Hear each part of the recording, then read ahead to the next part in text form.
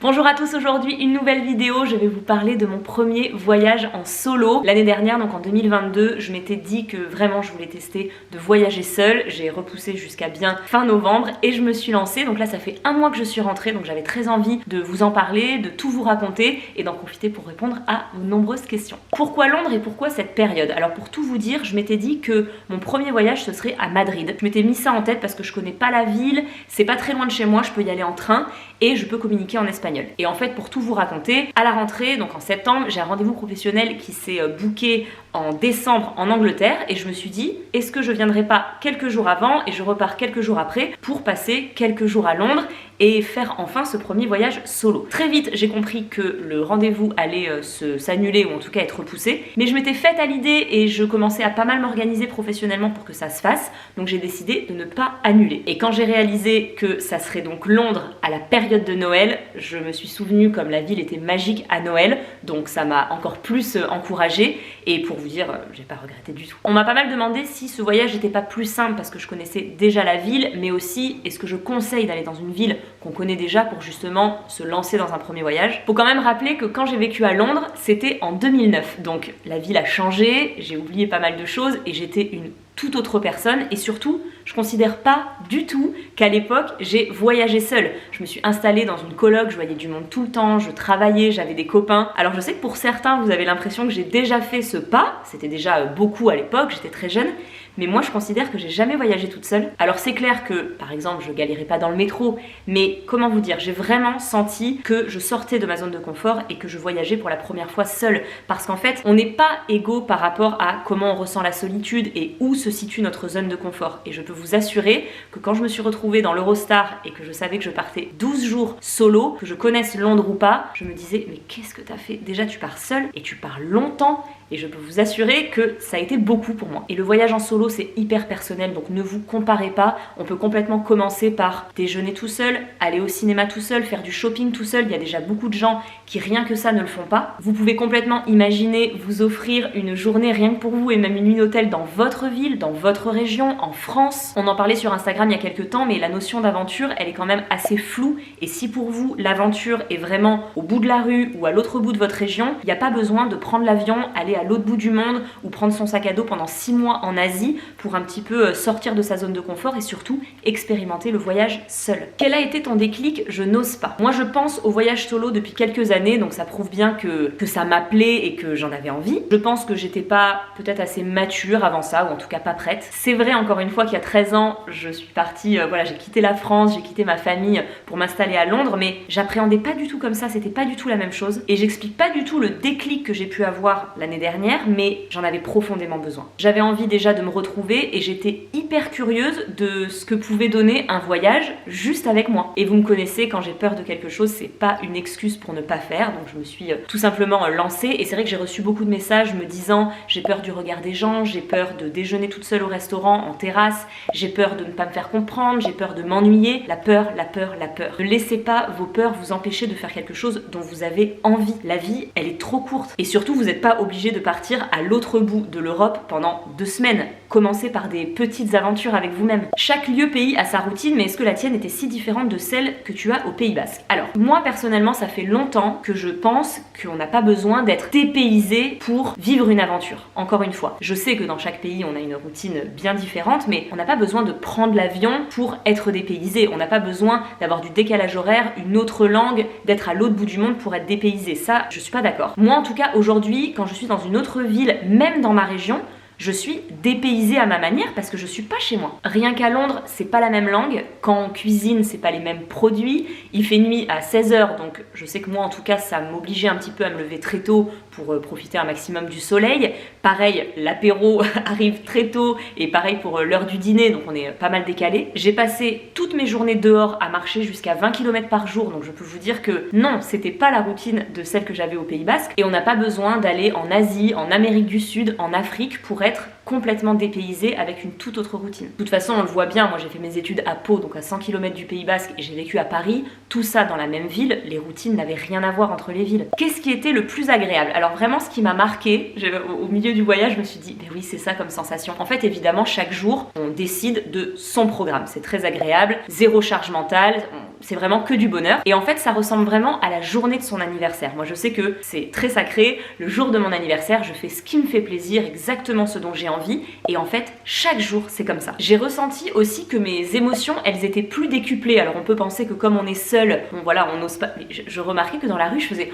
Oh, je souriais, C'était hyper décuplé, comme si j'étais plus connectée avec moi, et je suis quelqu'un de très positive, très enthousiaste, et là je pouvais l'être à 100%, non pas que je m'en empêche d'habitude, mais en tout cas, je me sentais vraiment connectée avec moi. Et ce qui a été agréable aussi pendant ce voyage seul, c'est que je suis restée quand même 12 jours dans la même ville et dans le même appartement, ce qui fait que très vite, je me suis sentie comme une locale, et je pense même que c'était la première fois que je restais aussi longtemps dans la même ville et dans le même logement. C'était hyper agréable de se sentir londonienne, et pour le coup, c'est encore une autre expérience, mais qui est vraiment agréable. Je m'attendais pas à ça et j'ai adoré. J'ai toujours eu peur de ne pas savoir quoi faire une fois à destination. Si le voyage seul est quelque chose qui vous attire, si c'est quelque chose à laquelle vous pensez, c'est forcément que vous en avez besoin et que vous en êtes capable. Sinon, vous y penseriez même pas, ce serait même pas une option. Avant de partir, faites des petites recherches, voilà, partez avec une petite liste de choses à faire et je vous assure que tout va rouler, vous allez faire des rencontres, on va vous conseiller des choses. Si c'est quelque chose vraiment que vous avez envie de faire, ne vous freinez pas et surtout, si je peux vous donner un conseil, offrez-vous ce cadeau. Est-ce que ça n'est pas désagréable de faire des activités seules? Écoutez, pas du tout. Il n'y a aucune des activités que j'ai trouvées désagréables seules, que ce soit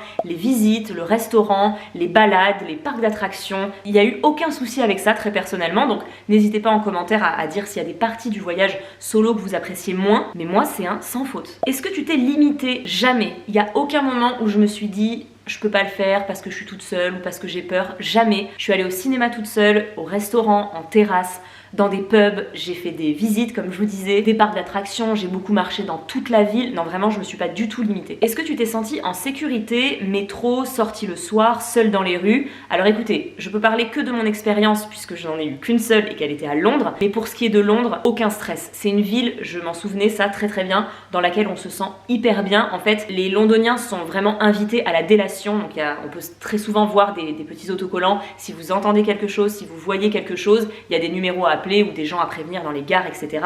C'est une ville qui est très très filmée. Bon, ça en fait une ville dans laquelle on se sent vraiment en sécurité. Du coup, que ce soit dans la rue, le soir, dans le métro, zéro stress. Mais encore une fois, voilà, je vous parle de Londres. N'as-tu pas eu peur du regard des autres quand tu es seule au restaurant ou dans un bar? Premièrement, est-ce que on s'en fout pas complètement? C'est vraiment une question parce que pour le coup, si c'est quelque chose qui vous freine, on s'en fout. Choisissez un resto qui vous plaît, régalez-vous et concentrez-vous sur votre plat. On n'en a rien à faire. J'ai jamais vu quelqu'un me juger, mais sincèrement, si ça vous arrive, si ça m'arrive, c'est sûrement quelqu'un qui est en pause déj, qui repartira au travail. Moi, j'étais en train de vivre ma meilleure vie, en train de visiter une ville que j'adore. Je m'en fous. Et pour le coup, ça fait des années que je travaille là-dessus et que je m'étais amusée à m'inviter moi-même au restaurant. Ça fait plusieurs années que je fais ça et je vous assure que personne vous regarde. Déjà parce que les gens s'en fichent, ils parlent avec les autres ou ils sont seuls avec de la musique, un livre, un téléphone. Si vous faites attention un petit peu autour de vous, vous allez voir qu'il y a pas mal de gens qui mangent tout seuls, surtout le midi. Pour ce qui est du dîner, du bar, je sais que forcément c'est un petit peu plus festif, mais voilà, je me suis amusée à dîner dehors, aller dans un pub. Aller dans un pub, je sentais que ça pouvait étonner un petit peu plus les gens, mais une fois qu'on est installé, on voit que voilà, on s'est commandé un petit verre, on est bien. Franchement, mais j'ai pas du tout senti du jugement. Et je vous le disais, je me suis même fait un parc d'attractions. Je crois que je suis restée 1h30, je me baladais, je regardais les couleurs, les bonnes odeurs, les stands avec les créateurs, les attractions, j'ai adoré. Des tips pour profiter au restaurant. Alors, je comprends que ça vous bloque, vraiment. Déjà, peut-être que vous pouvez le tester dans votre ville avant de le tester dans votre prochain ou premier voyage solo. Bon, évidemment, vous avez votre téléphone, peut-être prenez un livre. Moi, j'avais toujours un sac à dos, comme ça, j'avais une veste en plus, j'avais de l'eau, j'avais un livre, etc. Donc, vous pouvez avoir des trucs sur vous. Mais moi, c'est vrai que c'était un moment que j'aimais bien pour moi et je laissais mon téléphone ou mon livre dans mon sac à dos. Bon, déjà parce que c'est pas top de manger avec un téléphone. Moi, c'est vrai que c'est un coup à ce que j'ai très faim après parce que je me rends pas réellement compte que j'ai mangé. Donc, je dis pas que je restais 1h30 en terrasse, mais voilà, je me concentre sur ce que je mange, je regarde autour de moi, je m'invente un peu les vies des gens autour de moi. Vous pouvez mettre un podcast à la limite, de la musique, mais voilà, sinon ça peut être un téléphone ou un livre, c'est très bien, mais ça peut être un piège de justement se renfermer dans son téléphone. Installez-vous 30 minutes, prenez un plat qui vous fait envie et prenez une pause. Tu ne te sentais pas seule à certains moments, des moments d'ennui. Forcément, je m'attendais à ce que ça arrive. Encore une fois, quand j'étais dans l'Eurostar et que je me suis dit... En fait, ce voyage, j'y ai pas trop pensé avant. Je me suis vraiment... je me suis poussée aux fesses et j'ai foncé. Et une fois arrivée dans l'Eurostar, je me suis dit... 12 jours, c'est peut-être un peu long pour ton premier voyage seul. Voilà, comme vous disiez, le fait de s'ennuyer, de se sentir seul. Et en fait... pas du tout. Je suis même hyper étonnée à quel point ça a été facile et je vous assure que je reviens de loin. Vraiment, la solitude et moi, ça a toujours été compliqué. Je pense que j'avais fait pas mal de pas en avant, comme je vous disais, en allant peut-être, je suis allée une fois au cinéma toute seule, mais j'avais pas mal déjeuné toute seule. Je passe des journées toute seule quand j'ai des courses à faire, du boulot, etc. Et finalement, ça fait un moment que j'apprécie ma propre compagnie. Je m'en étais juste pas rendu compte. J'avais juste peur d'un truc, c'est que typiquement, quand je suis à Paris, par exemple, je viens 3 jours, des fois j'ai une matinée de libre et à chaque fois, je me fais mes plans, je vais repartir dans ce quartier que j'aime bien, je sais pas, je vais aller rendre visite à un tel, à son bureau, tout ça. Oh bah facilement, je mets pas mon réveil, je traîne au petit-déj, je traîne dans la chambre et au final la matinée est passée et j'ai rien fait. Seule, je peux assez vite comme ça procrastiner et j'avais très peur de faire ça et de me retrouver dans l'appart, de me réveiller tard, de petit déjeuner, de travailler, aller de regarder une petite série et j'y vais, la douche et il aurait été 13h et j'avais toujours rien fait. Et en fait pas du tout, comme en plus il faisait nuit à 16h, j'avais vraiment envie de me réveiller tôt et de découvrir à fond Londres et en fait l'envie et l'excitation de découvrir la ville, elle a été plus forte que l'ennui ou la solitude et en fait je me réveillais tôt avec une curiosité, je vous raconte pas, donc j'étais à 9h30, j'étais dehors et j'en profitais jusqu'à que je sois congelée en fait. J'ai besoin de partager, pas trop dur de ne pas échanger ou avoir quelqu'un avec qui se remémorer des choses. Alors j'avais Instagram, donc 1 ou 2 fois par jour, je me posais, je vous partageais des petites stories, donc ça c'était cool,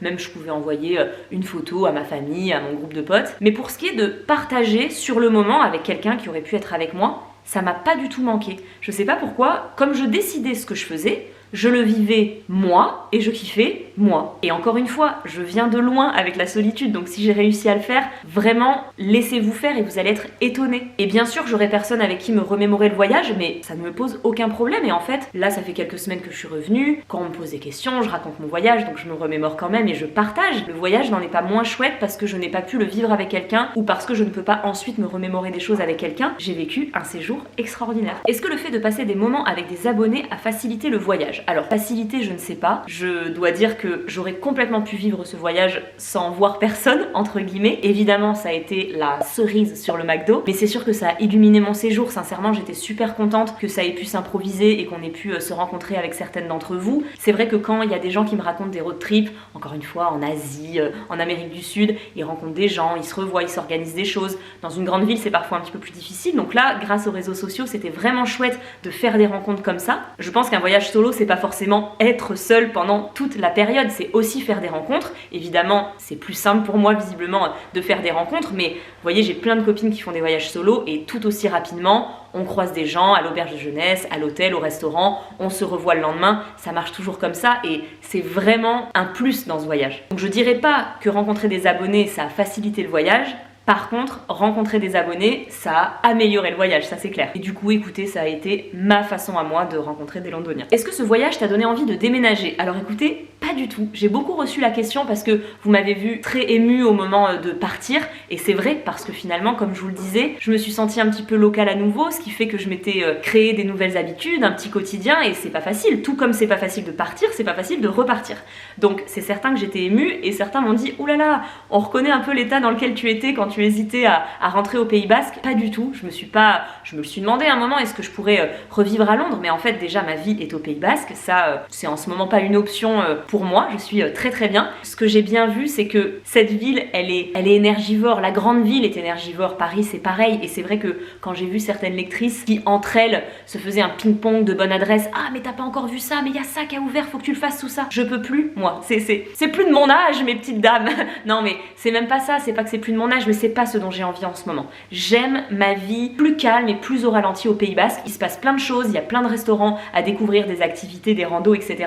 Mais ça reste beaucoup plus calme et énergivore qu'une grande ville et ça m'a pas donné envie parce que je pense que je serais frustrée moi-même. J'ai noté plein de choses pour les prochaines fois. C'était fou tout ce qu'elle se donnait comme conseil et bonne adresse et j'en étais fatiguée d'avance. J'ai plus envie de vivre comme ça à Paris, surtout au début. Je testais plein de choses, j'allais voir plein de choses et non, là là aujourd'hui je me verrais pas du tout déménager à Londres. Par contre ça me donne envie de revenir très souvent. Ma batterie a coupé avant que je réponde à la dernière question. Prochain voyage en solo. Alors écoutez, c'est pas parce que j'ai adoré le voyage en solo que tous mes prochains voyages seront forcément en solo, mais je compte bien le refaire.